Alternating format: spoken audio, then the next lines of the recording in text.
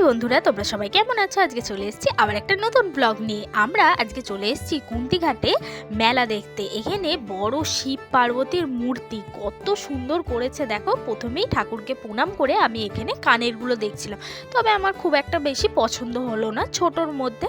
আর এই ঘর সাজানোর জিনিসগুলো দেখছো, আমি তো দেখে জাস্ট ফিদা হয়ে গেছি, মানে এত সুন্দর।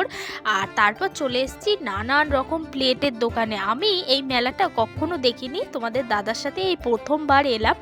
আর এত বড় মেলা, আমি তো কি কিনবো আর কি কিনবো না এটা তো ভেবেই পাচ্ছি না। প্রত্যেকটা দোকানে এত ভ্যারাইটিস রকমের জিনিস আছে না, মানে তোমরা যারা কুন্তিঘাট বা ত্রিবেণীতে থাকো অবশ্যই একবার এই মেলাটা ঘুরে যেতে পারো। আর এই ফুলের দোকানগুলো কি নেই এখানে।